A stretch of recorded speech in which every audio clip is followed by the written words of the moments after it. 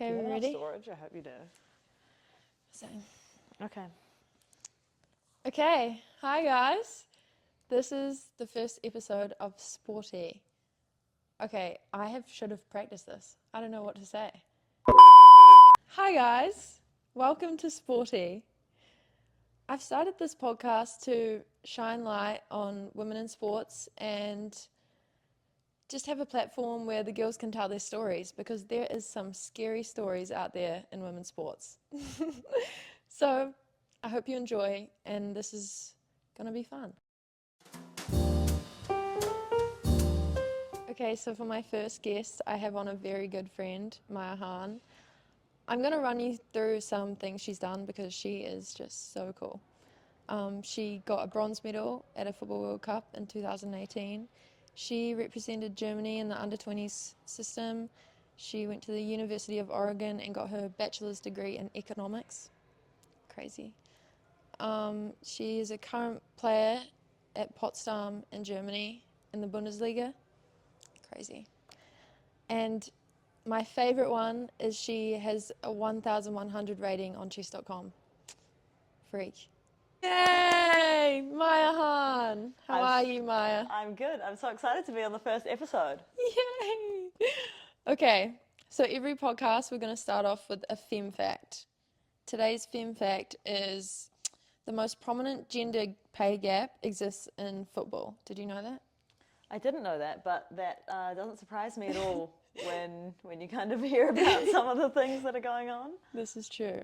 Okay, the average yearly salary in the Premier League is 2.8 million for men, and in the WSL, which is the female version, is 30,000. Yeah, that's mad. That makes me sick. Yeah, and also when you think about that being one of the best leagues for women's football in the world, and that there's still that much of a difference. Well, not even about the difference, but that they're getting paid so little is like, it's insane. It's crazy. Would you think the Bundesliga for men's and women's is quite similar to that?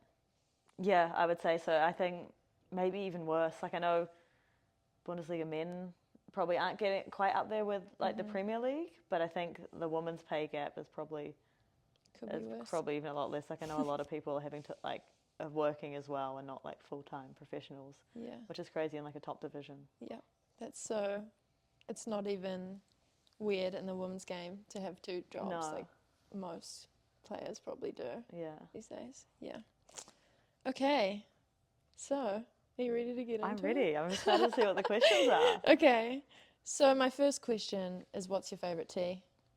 My favourite tea? It's a really hard question to kick us off with. I'm a big tea girl. Like, I think I'm going to have to go with matcha. I drink my matcha every day. Love my matcha. But I do love a good English breakfast. In the evenings, I have my cacao husk tea. It's like a chocolatey tea. Real good. I need to get on to that one. Yeah, I'll get you on. Okay. So we've obviously asked that question first because the name of the podcast is Sporty. And I just wanted to let everyone know that Maya has actually designed. She has drawn herself our logo, so shout out to you for that. You know, I try to help where I can. I just dabble a little bit in design and creativity, Yes. but... I should have done that in the introduction. You've just got so much about you. I do have a few side quests, yes. But, you know, professional women's athletes tend to have that. This is true. Okay. My first question for you is, if you had to give any advice, this is a bit cliche, to a younger female athlete, what would it be? Yeah, that's a really hard question to not give a cliche answer to. Yes. You can give a cliche answer. Yeah. I think it's honestly like the potential is limitless, and I think it's so hard because you can't see kind of, at least we didn't have like huge female role models growing up, and now it's really cool that there's a lot of, especially in our sport, a lot of people you can look up to and be like, I want to be like them. But I feel like not limiting yourself and not being like, okay, just because I don't see someone where I want to be, that doesn't mean that it's not possible, because I think the rate at which the game is growing, I think it's important to just like have big dreams. 100%. Because even if your dream might not exist right now, it could in a few years' time. That is an amazing answer. Thanks. Okay, Thank you. Okay. Second question I have for you is why the switch to New Zealand from Germany? You were originally playing in Germany under 20s, and now congratulations, your first football camp, your first Football Ferns camp yesterday. Yeah, thanks. It was really cool. I had a really good time, and I think that definitely, yeah, solidified that I'd made a good decision, and I feel super comfortable here in the team. I think credits to you guys for making the transition like comfortable for me, and being super welcoming. But I think it really just came down to like where I see my future and kind of, yeah, priorities change over time. But I think like have absolutely no regrets for like playing for Germany for that short amount of time, even though it was during COVID.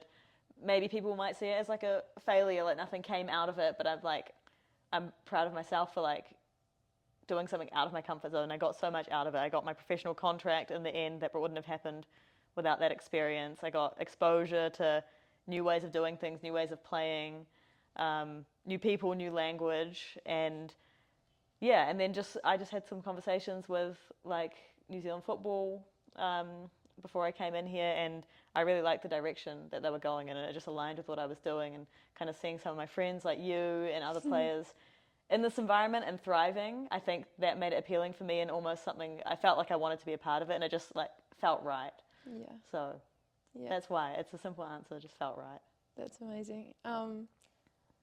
Also, I think what's good when you're in the New Zealand system, you always said what was wrong and what was right, and you had a voice. And I just want to thank you for that. And everything happens for a reason and comes back around. And I'm so glad you're back in the system. And I'm so glad I can play on the football field with you again because she is an amazing footballer. And yeah, so blessed. No, Thank I'm you. so happy as well. So excited to play with you again. Always the best time. And I think that's also something that's really important and sometimes can be lost, especially. I think it's the difference in the men's and women's game. I think men's players tend to like speak up and speak their mind, whereas often I've been in environments, and I don't know if it's because of like male coaches or coaches that feel threatened when people speak their mind and have a voice. And I think a lot of times a lot of women's voices are lost, and that's why a lot of things that go on in women's football continue to happen that really aren't okay. So that's why I'd encourage everyone to stand up for what they believe in, like in a respectful way. But I think change doesn't happen unless you take action like that. 100%. It's so important to not come across as like a crybaby or like in anger, just that you want to help like raise standards and like make things better for. And I guess you saw that happen in America with like the equal pay, like you said that Megan Rapinoe like going at it, and a lot of people, calling her like complaining this and that, but like they had to like go hard at it, and in the end they made a huge step 100%. For women in sport. Yes. What an amazing time. Okay. I'm going to move on to the next question. If you could change, it's kind of to do with this, I guess. If you could change one thing tomorrow in the female game, what would it be? Big question. Yeah. Sorry. I think what I've really been loving in the recent years is like watching like Spain and Spanish football, because I think there was a long time where men's football and women's football was like a different game. It was being played Completely differently. different.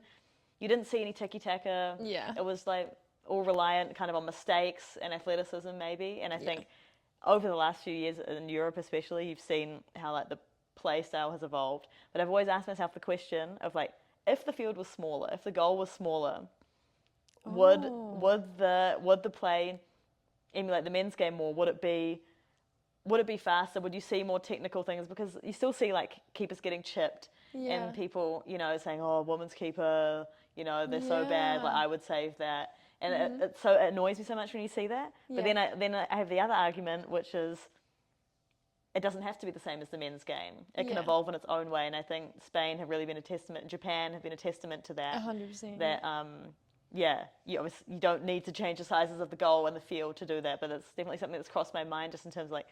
Interesting. Yeah, closing that I gap. have never heard that. Wow. I know. I've thought about it before. Yeah. Okay. I love that. Because think about it, like a man can hit a diag like from centre back to the other side of the field. Like most women can't do that, so you don't see those type of balls. But then maybe Yes. it creates a space where like, yeah, the women's game becomes more of like short passing, tiki-taka, Yes. because you don't have those super long balls. I think as the technical level keeps improving, we're going to see more of that, which is Yeah. exciting for me.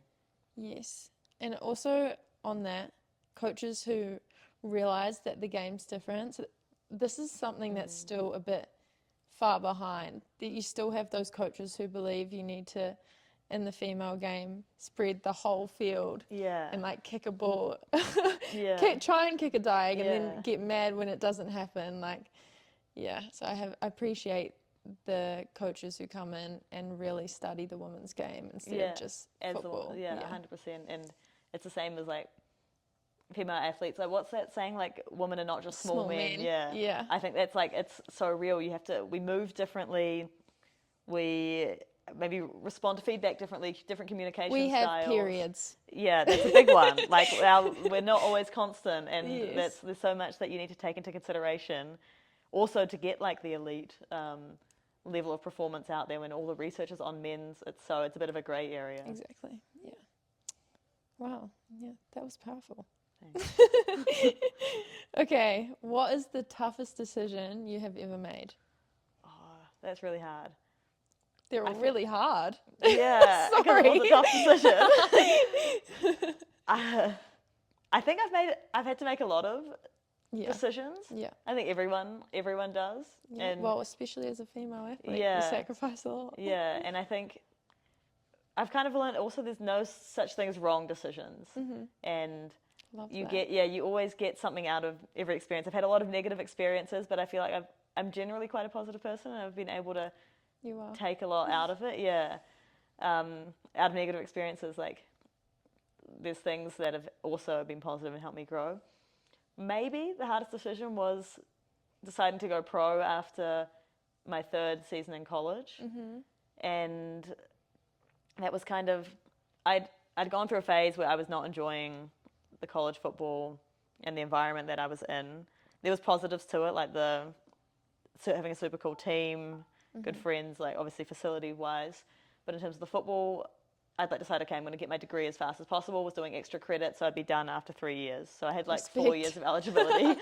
yeah. So I was grinding with the school, and then it kind of got to so it was my third season, my junior year, and I was playing a bit, and it was really looking like I would have played a lot in the next season. So I hadn't played a lot in the time before. I'd been really on and off with the coach. Yeah. But in this next season, it really looked like personnel-wise, and he was kind of for some reason liking me more. That I was going to play, and then kind of in the back of my mind, I was like, okay, maybe I can take one class and just like finish out the season. Europe won't go away. Like, my dream was always to play professionally in Europe, and it's kind of why I went to college, take that step at the time, because there wasn't as many opportunities like when I was 18 to kind of go straight over to Europe anyway, and I'd always wanted to go to college. But yeah, so then I kind of had got in touch with an agent and had an offer basically from my team now to be in Potsdam, and I was having to decide, okay, do I leave and go professional, or do I play this one last season of college? And it was at that time Sabina was really high in the table, playing off a Champions League. Like, it was a really good opportunity, and I was kind of sitting on it for a bit. And in the end, I'd decided, okay, Europe won't go away. I'll play one more season in college. Try and make the most of it, get some playing time, and then kind of my agent was like, okay, think about it a little bit more.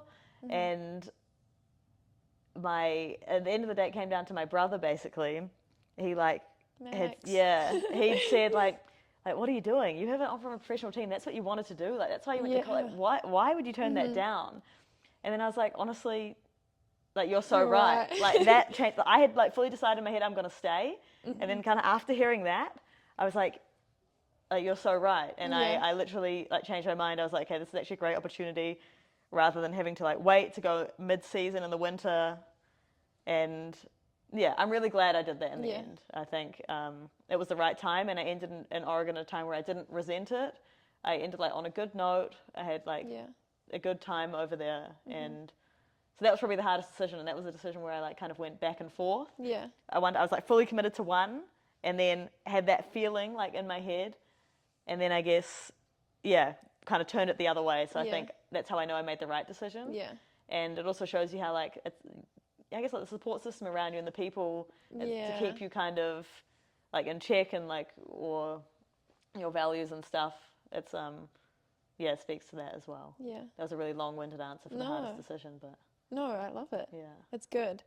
It's funny how you can get caught up, like as you're saying as a kid, your dream was always to be a professional footballer, and you get caught up in all the college and uni stuff, and you forget that that's Yeah. Going off that, you spoke on Max. Do you want to tell us a bit about your family and what it was like growing up in Windy Valley? Yeah, so I was born and raised in Wellington, Windy Valley. For those who are unaware, it's a very windy city. Yeah, so basically, my mum is from India. She moved to New Zealand when she was 3, and my dad's from Germany. She Shout out moved. Bina Yeah. and Peter. My dad moved to New Zealand after he met my mum. So he loves New Zealand.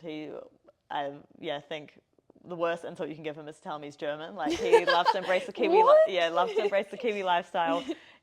Milks every opportunity to be walking around barefoot. So I definitely had a very feel Kiwi upbringing and stuff. Yeah. Although it's actually not in my blood, and I think that's why a lot of people also forget that you can be connected to so many different cultures, heritages, and stuff. And yeah, basically, I think I had like a really good upbringing, privileged upbringing. We didn't have a TV, so I was outside a lot. I get called an outside kid sometimes when I don't get references. So I was honestly just playing outside all the time with my brother, and yeah, just super active and stuff. And I think I'm really lucky that my family was very supportive of that, and I kind of had access to everything that I wanted to do. And yeah, I definitely try not take that for granted. And I think we're going back to like the women's football space where money is like, you don't really play because you're trying to earn money type thing. Or like for men, I think a lot of time it can be like a way out. But I think I'm lucky enough that like I can do that. I can like make a living off it, but it's not like I'm needing to provide for my family or have to make money. So I'm able to live out my dream because because I'm in a like privileged situation. And I think it's a shame that like there might be a lot of really talented players that maybe don't have the opportunity because of that. Yeah, thank you for mentioning that. That's very true. Going off that, I know Bina used to make some insane meals, and is that what inspired you to create Maya Mo's?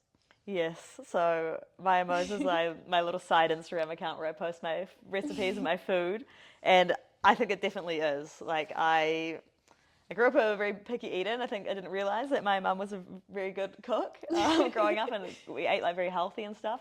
I think after I moved out, I kind of embraced that a lot, and it's really nice. Like now we share recipes, or she loves it when I send photos of my food.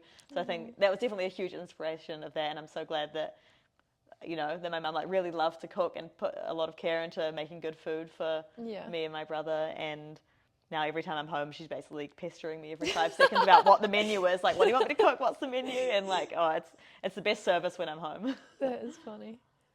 Bina used to make this fudge, and she'd bring it to like under 17s camp, and it was just the best thing. It was the highlight of camp, getting Bina's fudge. Yeah, it was like I couldn't come to camp without the fudge. Like I may as well not have shown up if I didn't have the fudge. I think that's why I made friends. Okay. I'm going to move away from this and ask you, what's your typical day in a life in Germany? Good question. That's also something that I feel like when I was like young kid growing up, like I would have really wanted to know like what like professional lifestyle is, and I feel like I really wanted to live that as well. Yeah. But basically, I'll wake up and I try to like do meditation in the morning. Right now I'm not in a super consistent phase, but I try and get that in when I can. I feel like it really helps me just kind of keep a level head and kind of organize my thoughts and stuff. And then I do a little bit of a mobility routine. I'll write in my journal a few things like just like a few like I guess like bullet points, what you're grateful for, just like quick stuff. Gratitude, yeah. And then I eat the same breakfast every day. I have. Let us know it. It's on the German bread. It's so good. The best part about Germany is the bread. Like it's elite.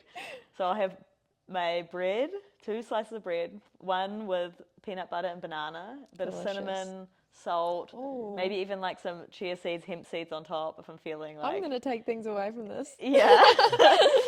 Good stuff. And then I have a piece of avocado toast with tomato, and then salt, pepper, chili flakes, basil, squeeze a lime if I'm feeling fancy. Stop it. So good. Love it every morning. And Everyone follow my Mos. yeah, that's what you tips and tricks. And then obviously accompanied by my matcha. And I have my matcha with my whisk. I have the whole full setup, and with a bit of oat milk, which I froth up, and then I put creatine in as well for the gains. And then I'm off to training. So training will usually be like a football session in the morning with the team, and then usually after the morning session we train like right by a lake, and in the winter I'll go on the lake for an ice bath. Super nice, love that. That's crazy. Yeah, it's like, gives me a great feeling, and also body feels good, head feels good. And then, yeah, so let's say we have a double day, then I'll go home and I'll make my oatmeal, find it on my Mos. I put turmeric in my oats, they're yellow, really good. That's my go-to meal between sessions. And then, yeah, I'll try rest up a bit, recover. I do a bit of like the social media for my club, so sometimes I have a bit of work to do. So make a video, do some graphics, stuff like that. And then, yeah, second session, be in. I might have treatment between sessions or after the session. And then it's just like going home, making a meal, sleeping good. Yeah, listening to music, it's pretty chill. And then if I have like an afternoon off or something, I usually just go get coffee. Maybe I'll go for a bit of a skate if it's nice weather. You're a real professional athlete. Yeah. And a skater girl. Always. Certified. Balance is key. This is true. You mentioned you do a bit of social media for your club. How is that? Is that like a little side hustle, you'd say? It is. Like I've always had a creative side, and I think when I was in school and doing my studies, it kind of got put to the side, and it's really been nice now that I've finished that, got that behind me, that I've had a bit more time to kind of get into that. And it kind of just came about that they didn't have a person anymore, and I'd been making videos for fun and stuff like that, and people were like, try it out. Or one bus ride, I think for an away trip, we were in the bus for like 10 hours, and I was just like trying out things like basically on graphic design. 10-hour bus ride? It was a 10-hour bus ride, and it went so fast. Oh it was the my fastest goodness. 10-hour bus ride ever, because I was in the zone. Yeah. Made something really cool. They posted it for match day, and then Cool. basically they gave me and another player who's injured, who is also quite like into social media and stuff.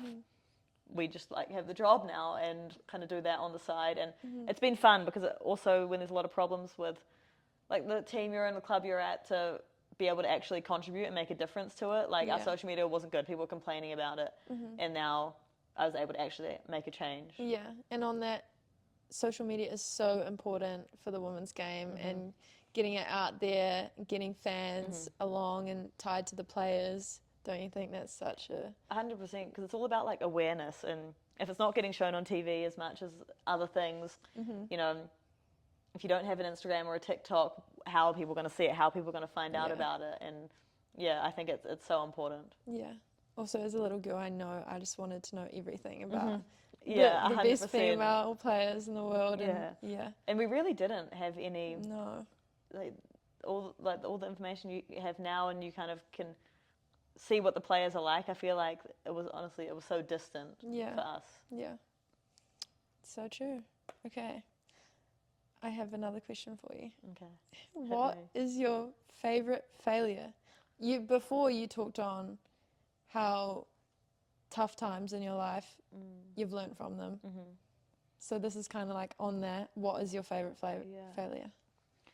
Funny thing is, I don't feel like I've like failed much. I think it's a perspective thing. 100%. Like I don't think I view I think so many things that happen to me I could 100% view as a failure, or other people might view it as a failure, or I could, but for some reason, I don't know, I really feel it's just like part of it, and I'm quite like unfazed. But honestly, you could say switching to Germany, like I had the ambition to like maybe play for the full team there, and things, you know, take their course, and and then this wouldn't have happened if that had happened, you know what I mean? Yeah. And it's just like things with game time, playing time, bad performances. It's all part of it. But I'd say, yeah, honestly, probably that. Like, because I got so much out of that. Like, if you view it as a failure, okay, I didn't make it into the full German national team. Which is not a failure. Yeah, exactly. But if you think maybe that's why I switched it in the beginning, if you're getting super candid and stuff, like obviously had like big goals, yeah, it can be seen as a failure. But I think what I got out of it in terms of like, yeah, obviously experience-wise, playing with players and playing a super high league, super high level, getting a professional contract in Germany, learning the language, and then getting this opportunity to play for New Zealand again, kind of come full circle. I think it's an awesome failure. It's well, I'm grateful for it, that's for sure. Oh, love that. Okay. Another thing I want to ask is for people who click on this video and, well, just the podcast, Sporty, and want to hear a bit about something that goes on in the women's game, which I think I'll eventually make a segment, which is like, you know what we were saying, if I were a boy. Yeah.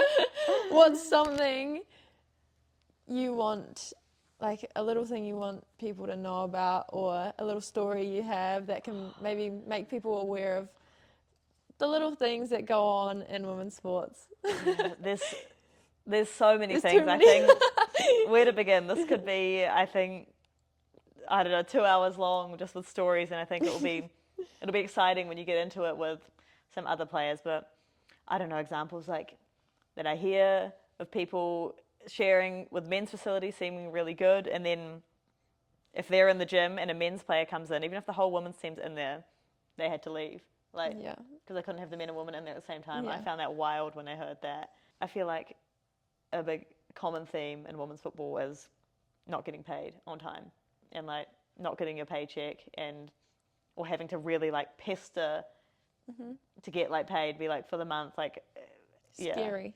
yeah. And you know, I'm obviously lucky enough where like it doesn't affect me as much, and I know that if it really got bad, like my parents would always be there to help me. Yeah. But for some people, if you miss out on money for a month, like you can't pay your rent, you can't pay your expenses, and I think that's something that happens like way too often, which is really not okay, but is unfortunately like almost considered normal and common. Okay, so a crazy fact is that experience in my team, which I'm used to now, it's normal, but I realize it's not. It's not. It's not at all. So we have something called Wehrdienst groups, and Wehrdienst is like German for like basically like ball duty. So like being in charge of like, you know, essentially pumping the balls, making sure the equipment's all there, doing the washing and stuff. And I was obviously used to, in college, you have kit people and people that do that for you. You're well looked after in like national team environments, and I think a lot of team environments have people that take care of that stuff. So that's something that was an adjustment for me when I came to Potsdam, which is the most successful team in Germany, Bundesliga top tier club, and basically there's groups that the team is split up into, and you each have a week, and when it's your week, you've got to do all the washing. So we'll be trained Every twice single a day. player's washing. Yeah, and the washing machines, and then you. It's okay. We've been interrupted. I'll keep talking. Yeah. You have to do everyone's washing, and then you obviously have to pump the balls. You have to make sure all the equipment's on the field. You have to clean the locker room at the end of the week. Wow. And basically, yeah, just like make sure everything is sorted. Like if you don't do it, you have to pay like fines. Wow. So people will be onto that. So it's, yeah, like there's cool aspects of kind of being a smaller club that you kind of have a lot of say and everything's kind of like in your power and control. But then things like that is like, it shouldn't be like that in the highest professional level. That you should be there to focus on your job, which is football. And you can imagine, say, a men's club in the Bundesliga getting asked to do that, they'd probably laugh. Yeah, exactly. And that's a crazy thing. Like, I'm kind of talking about it like, oh, it's not too bad. Like, you know, it's a privilege to have someone do your washing for you. And that's props to you also. Because there's probably other people who are just, like, complaining the whole time. But it's good to have it. Yeah. But it's like, I don't know, maybe we shouldn't be so accepting of things like that because it's just about this level of professionalism. We want to get the game up to the same level as the men's, but just small things like that. Yeah, I thought that was just a crazy fun fact. Yeah. Thank you for that. Yeah, Thank you for sharing. Okay, so for someone going into the college scene or in the college scene or whatever, what would you say to help them with balancing life, study, and sport all at the same time? Yeah, that's something I've learned and improved at, I think. I think I had definitely a phase where I was super, super focused on football. Like I obviously still am, but honestly, everything in my life was kind of revolved around football and what would be good for football and how I train better and how I play better. And sometimes I think it made me just very like uptight, or like my thinking, or like kind of cramped up a little bit. Yeah. And then my mood was very tied to performance, and you kind of felt like, oh, I didn't deserve to have fun or like go out or do whatever because I need to like go to the field and get better because I had a bad training. And It's sad, you but it's common. you create like a lot of pressure for yourself. And I think this is what I learned when coming to Potsdam and coming to Germany, how important the off-field piece is, and that I was kind of living my life a little bit more and kind of having more experiences like outside of football and more time where I was maybe not thinking as much about football. And I was like very happy off the field and had a good mood. And it meant when I came to training, I was kind of like in a good mood. I was happy and my performances were better. I was freer. I was playing better. And then my focus was fully on football when I was in training, doing my recovery, doing all that stuff. But then I had time where I was, completely away from it and talking about different things, doing different activities. And maybe that's why, like, obviously in college, you have that kind of set up for you with like your school work.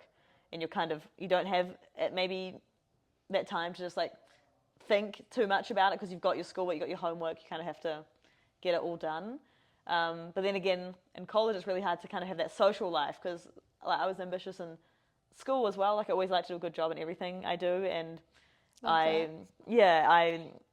wanted to also get good grades. So school was also a priority for me as well. So I had like kind of for me like football first, and then make sure to do my schoolwork, and then it does leave little time for socializing, but I think it is really important to have that aspect. You don't need to overdo it, but like make sure you're not neglecting that aspect of your life. And I think even now that I'm playing professionally, like I don't have a job like outside of it. I know some people do, so they're on go, go, go.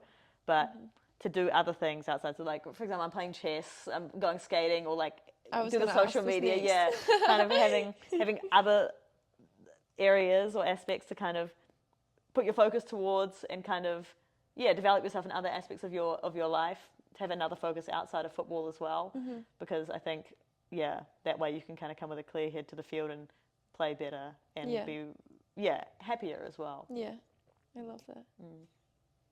That's so important. I can relate a lot to that. When I didn't have balance, it kind of like your emotions were dependent on if you win or lose or had a good game or how your coaches felt with you, and that is just not a good way to live. And it's really the impact that coaches have is really crazy it is. as well, especially I think in women's football, because the money isn't there. So you're not doing it for money, you're doing it out of love, right?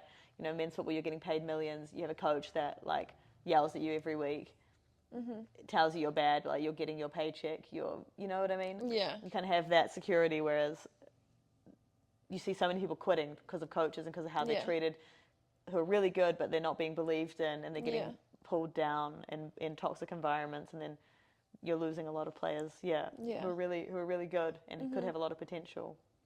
100%. It's sad. Yeah, no, definitely, because there's in the women's game, like in an environment we've been in, we're getting paid minimum wage. You have an degree in economics. I do. You have a lot of pathways to jobs with more money, but you do this out of love. Yeah. A coach comes in and gives you a hard time, and it's easy for you to go away from it. Well, it wouldn't be for you, but but in other situations, 100%. Like pros and cons, like what you're weighing it up against. In a while, the incentive kind of does go away. Yeah, so interesting and sad. So at the end of each episode, I'm going to ask our guests to leave a question for the next guest. So what would yours be, Maya? Yeah, I think my question would be, what needs to happen, or what do you think is instrumental in happening to allow women's sports to kind of reach that next step. Like I think we've seen like this growth, a huge amount of growth, but now maybe the gains are more marginal and kind of what needs to change or what needs to happen to reach that next level. And what would you say? Yeah, I think that's maybe why I'm asking the question. I think obviously exposure is a big thing, but I think and exposure and investment. I think the money piece you can't forget because you need. In order to see the growth, you need to invest in it a bit, and the returns will come later. My economics brain on a little bit again, but like, I think you can't expect us to reach the same level as the men if you're not investing the money to allow the. It's a cycle. Exactly, to allow the growth to occur, and the more you invest, just like with money, like the percentage returns will be more. So, I think that needs to continue to happen. I think it needs to become brands and companies need to realize that like this is the future, and that a small amount of money for them can go such a long way in helping women's sports. And I think just like seeing more of it, like you said, with the social media aspect, just having that awareness and make people realize like, okay, look, like this is actually really good. This is entertaining, but you wouldn't know that if you're not seeing it. And then you tell a friend, and then more people come. I think that kind of stuff needs to happen more. But I think it's exciting what's to come. But I think there's a lot of work needs to be done. It's not going to happen by itself. 100%. Thank you so much for that. You're welcome. And thank you for coming and being my first guest on Sporty. It's an honor. It is an honor. Yay. Thank you guys so much for listening to my first episode of Sporty. I'm really excited for the next couple of guests I'm getting on, and I hope you guys can take a lot from Maya and the next few episodes. You can follow us on Instagram. We're WSporty, like the tea you drink. And yeah, I'm going to do my best to improve as a host. This was my first time, so please, no hate. Maya's laughing at me, so I gotta go. Bye!